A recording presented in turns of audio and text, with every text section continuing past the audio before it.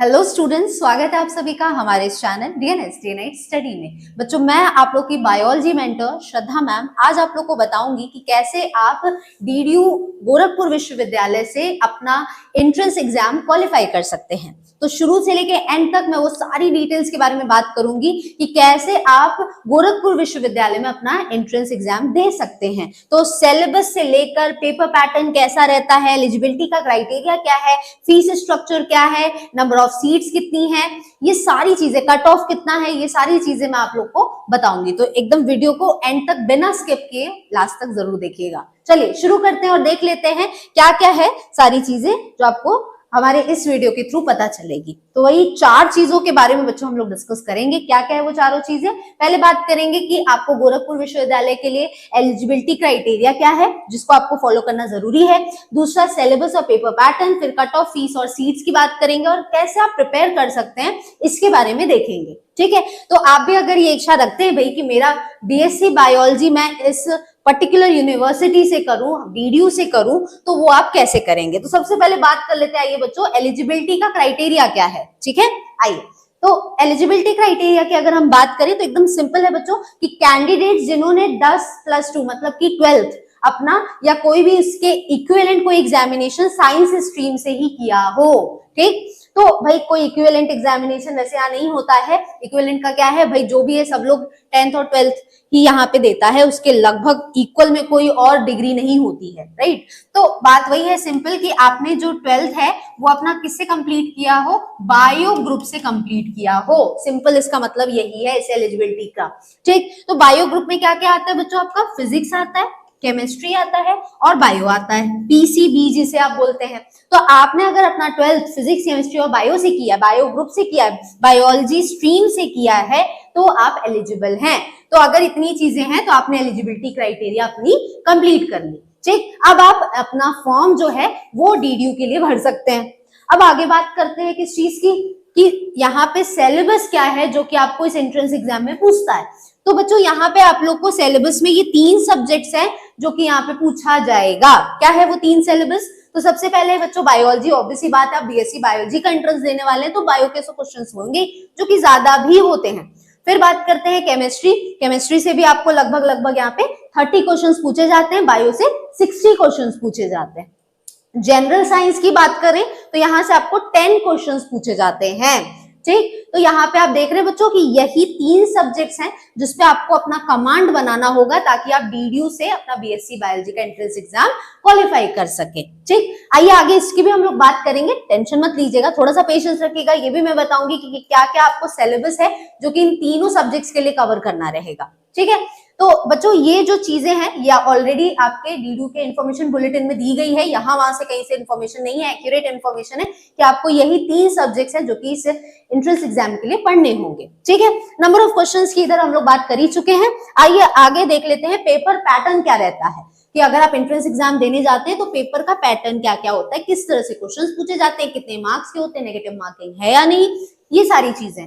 तो सबसे पहले इधर देखेंगे नंबर ऑफ क्वेश्चंस कितने बच्चों, तो 100 है, जिसमें से आप इधर देख ही चुके हैं कि 60 क्वेश्चन बायो से हैं, 30 क्वेश्चन केमिस्ट्री से हैं और 10 क्वेश्चन जनरल साइंस से है। ठीक है, तो ये बात हो गई। नंबर ऑफ क्वेश्चंस कितने, 100 है। अब यहाँ पे क्वेश्चन के टाइप की बात करें तो एमसीक्यू टाइप का आपका पेपर होता है पूरी तरह से, कि मतलब एक स्टेटमेंट है उसके लिए 4 ऑप्शंस मिलेंगे, तो भाई सभी जानते हैं आई थिंक। तो एमसीक्यू टाइप का आपका पेपर रहेगा।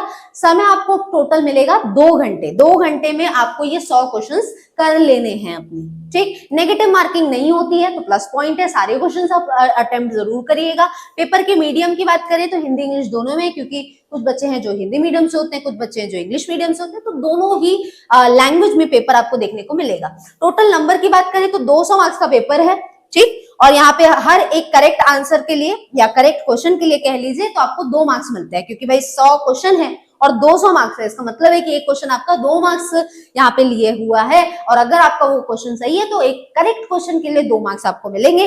अगर क्वेश्चन गलत होता है तो 0 मार्क्स मिलेंगे, क्योंकि नेगेटिव मार्किंग है नहीं। ठीक, तो ये रही बात बच्चों पेपर के पैटर्न की। आइए देख लेते हैं सिलेबस क्या क्या है। ठीक है, सबसे पहले हम लोग यहाँ पे बात करेंगे कि बायो का सिलेबस क्या क्या है। ठीक है, तो बच्चों यहाँ पे सबसे पहले मैं बता दूं कि जो सिलेबस है, ठीक, तो ये जो सिलेबस है इसमें आप देखेंगे कि आपको 11th के भी बायो के चैप्टर्स मिलेंगे और 12th के भी बायो के चैप्टर्स मिलने वाले हैं। तो इसमें जितने भी हम लोग ने ये सब जितने भी चैप्टर्स को डिजाइन किया एक साथ में, ये बच्चों के प्रीवियस ईयर के रिव्यू के बेसिस पे ही तैयार किया है, क्योंकि आप सभी जानते हैं कि डीडीयू में भी जब भी आप एंट्रेंस एग्जाम देने जाते हैं तो वहां पे क्वेश्चन पेपर आपसे वापस ही एंट्रेंस एग्जाम हॉल में ले लिया जाता है, आप घर तक यहाँ पे पेपर अपना नहीं ला पाते हैं। ठीक, तो इससे क्या होता है बच्चों की पेपर किसी के पास रहता नहीं है कि देख पाए कि किस तरह से क्वेश्चंस क्या क्या पूछे जाते हैं।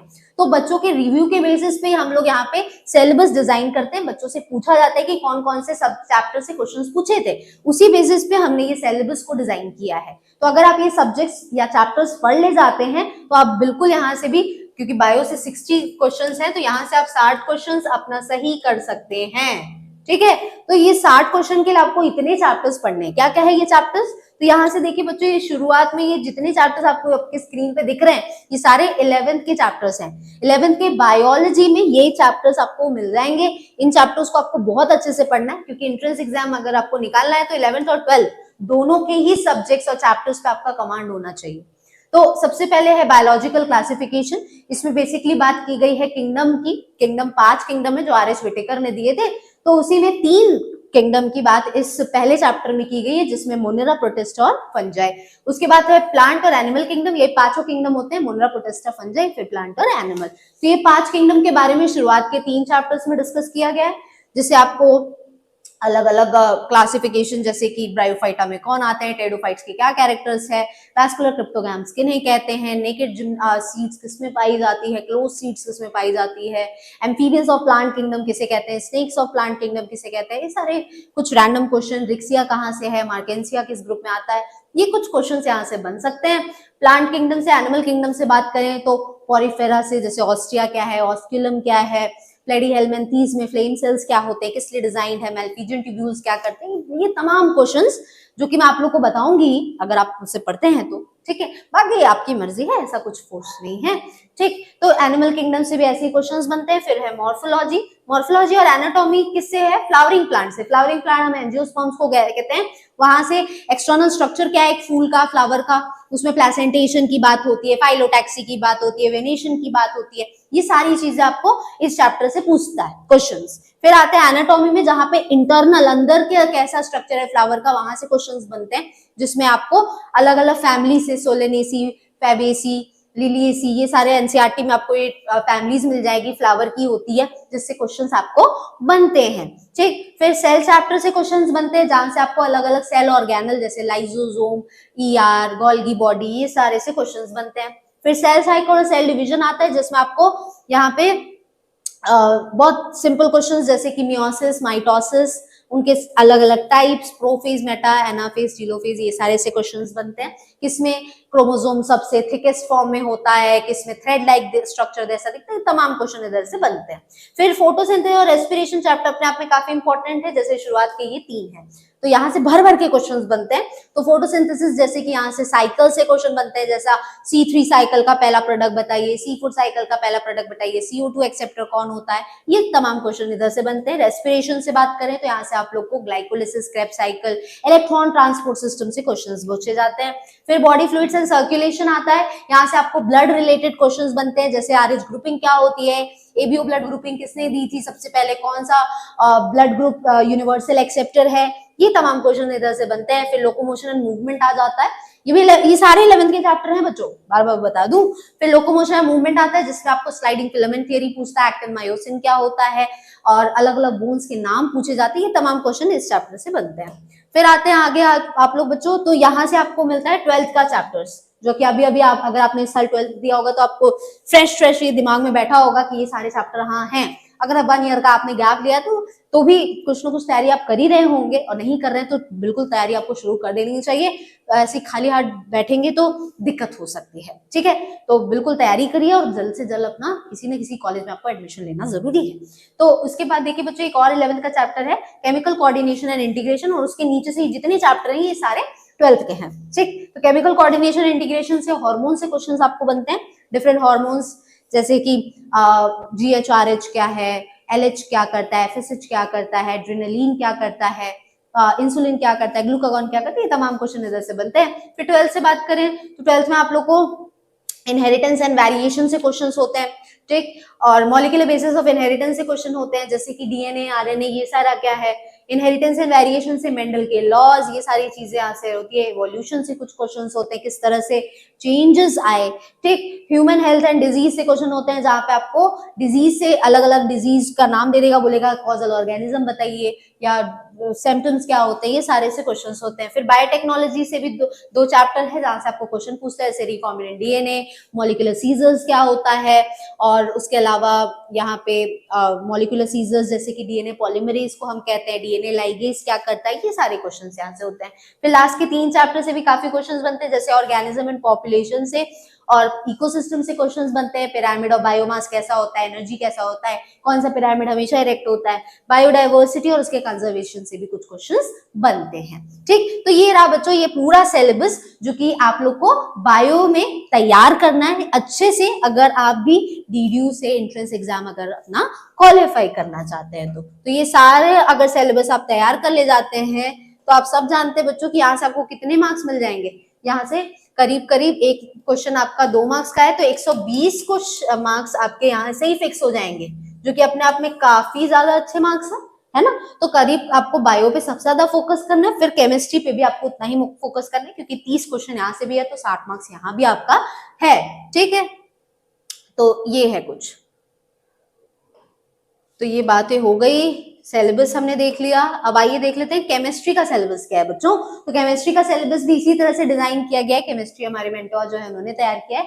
तो ये चैप्टर्स में भी आपको दोनों का ही कॉम्बिनेशन मिलेगा, 11th और 12th दोनों के चैप्टर्स मिलेंगे। तो यहाँ आप ध्यान से देख सकते हैं सारे चैप्टर्स मेंशन्ड है। पहला है atomic structure, mole concept, periodic class properties, chemical bonding, coordination compounds, oxidation reduction, GOC, hydrocarbon, haloalkanes and haloarene, phenol, alcohol and ether. उसके बाद आगे कुछ और चैप्टर्स है, जैसे polymer, biomolecule, thermodynamics, electrochemistry, equilibrium, solution, surface chemistry, solid state और P block elements, ठीक। ये सारे आप लोग को यहाँ से चैप्टर्स हैं जो कि केमिस्ट्री में पूछता है। फिर जनरल साइंस के लिए कुछ अलग से सिलेबस नहीं है बच्चों, यहाँ से जनरल चीजें ही आप लोगों को पूछी जाती है। तो जनरल साइंस का जो भी आपका जनरल कॉन्सेप्ट है साइंस को लेकर, वहां से वो कहीं से भी हो सकता है, फिजिक्स से भी, केमिस्ट्री से, बायो, तो वो आप 9th-10th की बुक एक बार देख लेंगे तो जनरल साइंस के क्वेश्चन आप कर ले जाएंगे, ठीक है। अदर देन दैट आप ऑलरेडी फिजिक्स, केमिस्ट्री, बायो पढ़ के ही आए हैं 12th से, तो उतनी नॉलेज आपको बेसिक वाली होनी चाहिए, जहां से आपको कुछ आई थिंक 10 क्वेश्चन थे, ठीक है कि नहीं। तो ये कुछ आपको 10 क्वेश्चन जनरल साइंस से रहेगा। तो बेसिक कमांड आपको बनानी है बायो और केमिस्ट्री पे, ये अगर कर ले जाते हैं तो आपका मार्क्स कहीं गया नहीं है। चलिए आगे बात कर लेते हैं बच्चों फटाफट से कि क्या कितने मार्क्स आपको गेन करने, मतलब कट ऑफ कितना जाता है इस एंट्रेंस एग्जाम में। तो बच्चों डीडीयू के एंट्रेंस एग्जाम में जो कट ऑफ जाता है जनरल कैटेगरी का, वो है 125 प्लस मार्क्स। तो अगर आप भी अपना सीट एक्वायर करना चाहते हैं पहले ही कट ऑफ लिस्ट में, तो एटलीस्ट आपका 125 के ऊपर मार्क्स रहे, ये टारगेट लेके चलेंगे, ठीक। ईडब्ल्यूएस कैटेगरी के हैं तो 115 के ऊपर मार्क्स आपको लाना जरूरी है, ओबीसी के हैं तो 115 मार्क्स इधर भी प्लस ऊपर ही रहे, नीचे ना जाए, एससी एसटी के हैं तो 90 प्लस आपको मार्क्स लाने होंगे। तो ये कुछ कट ऑफ की बात हो गई जो कि आपको डीडीयू के एंट्रेंस एग्जाम में इतना लाना आपको जरूरी है। फीस की बात करें तो फीस बच्चों यहाँ पे आप देख सकते हैं कि बहुत ही कम है, ठीक है। तो इतनी फीस है आपकी पर सेमेस्टर आपकी 2598 रुपीज आपका लगभग है, काफी कम फीस है। तो आराम से फीस की तो बात ही नहीं होती अगर अच्छा कॉलेज जब मिल जाए तो, है ना, कम ही फीस है वैसे भी। तो सीट्स की यहाँ पे बात करें तो सीट्स बहुत कम है, मेन कैंपस में सिर्फ 120 सीट्स हैं, और इसके लिए अगर आपको लड़ाई करनी है तो आपको इतने मार्क्स लाने जरूरी है अपने अपने कैटेगरी के हिसाब से, ठीक है। अब बात कर लेते हैं बच्चों की लास्ट में कि प्रिपरेशन कैसे करें, किस तरह से आपको तैयारी करनी है ना। ये भी बता दूं आप लोग को, अब ये सारी चीजें तो बता दी कि सिलेबस क्या है, पेपर पैटर्न क्या है, क्वेश्चंस कितने पूछते हैं, नेगेटिव मार्किंग है या नहीं। अब बात कर लेते हैं कि आप तैयारी कैसे करेंगे, ठीक। तो घर बैठे बैठे अगर आपको भी तैयारी करनी है तो आप हमारे इस प्लेटफॉर्म से डीएनएस से जुड़ सकते हैं। यहाँ पे हमारा जो ये पूरा कोर्स है रन कराया जाता है अलग अलग स्टेट यूनिवर्सिटीज के लिए, जिसमें आप देखेंगे तो ये सारे और फीचर्स आपको हमारे इस कोर्स में मिल जाएंगे, जैसे रिकॉर्डेड लेक्चर्स, आपको क्लास नोट्स मिल जाएंगे और शॉर्ट नोट्स रहेंगे, चैप्टर वाइज प्रैक्टिस सेट्स रहेगा, ऑनलाइन टेस्ट कराया जाता है, full length online test series, previous year के क्वेश्चन पेपर्स आपको कराए जाएंगे सॉल्यूशंस के साथ, और हमारे थ्रू जब तक आपका एडमिशन नहीं हो जाता तब तक हमारे थ्रू आपको गाइडेंस मिलती रहेगी। तो ये सारा कोर्स के जो फीचर्स हैं ये आपको सिर्फ और सिर्फ 1000 रुपीज में पूरा कोर्स मिल जाएगा। वन टाइम पेमेंट करना है और इन सारी डिटेल्स और भी कुछ डिटेल्स चाहिए तो ये दिख रहा है आपको आपका व्हाट्सएप नंबर, इस व्हाट्सएप नंबर पे कांटेक्ट करके आप सारी डिटेल्स एडमिशन की ले सकते हैं। ठीक, और यहाँ पे एक और काम आपको कर लेना, हमारा ऐप डाउनलोड कर लीजिए जो कि फ्री ऑफ कॉस्ट है, डीएनएस एजुकेयर ऐप, जो कि आपको प्ले स्टोर पे मिल जाएगा।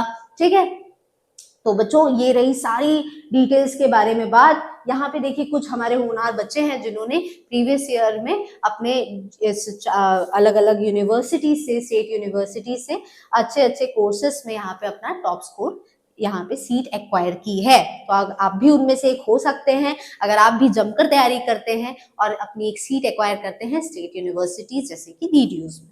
ठीक है, ये और भी कुछ बच्चे हैं। ठीक है, तो ऐसे आप भी देखिए बीएससी बायोलॉजी के भी कुछ बच्चे आपको दिख रहे हैं, ये देखिए बीएससी बायोलॉजी के बच्चे हैं। तो ये कुछ बच्चे हैं जिन्होंने अलग अलग कोर्सेस में काफी अच्छा परफॉर्म किया है। ठीक है, ये एलएलबी वगैरह के हैं बच्चे। ठीक है, तो बच्चों आई होप ये जो पूरा वीडियो है स्टार्टिंग से लेके एंड तक में आपको सारी चीजें क्लियर हो गई होगी कि डीडीयू जैसे यूनिवर्सिटीज के लिए आपको कैसे एंट्रेंस एग्जाम के लिए प्रिपेयर करना है अगर आप भी बीएससी बायोलॉजी करना चाहते हैं इन यूनिवर्सिटीज से। ठीक है, तो बच्चों आज के इस वीडियो में इतना ही रहेगा। ठीक, अगर वीडियो अच्छा लगा हो तो लाइक जरूर करिएगा, अगर कुछ डाउट है अच्छा लगा हो तो कमेंट भी जरूर करिएगा और चैनल पे अगर नए हैं तो सब्सक्राइब जरूर कर लीजिएगा क्योंकि आगे आपको स्टेट यूनिवर्सिटी से रिलेटेड और भी इंफॉर्मेशन इस चैनल पे मिलती रहेगी और वो इन्फॉर्मेशन अगर टाइम टू टाइम आप चाहते हैं तो सब्सक्राइब जरूर कर लीजिएगा। जल्दी मैं मिलूंगी आप लोग को एक नए इन्फॉर्मेशन वीडियो के साथ में। अभी के लिए बच्चों इतना ही रहेगा। Thank you.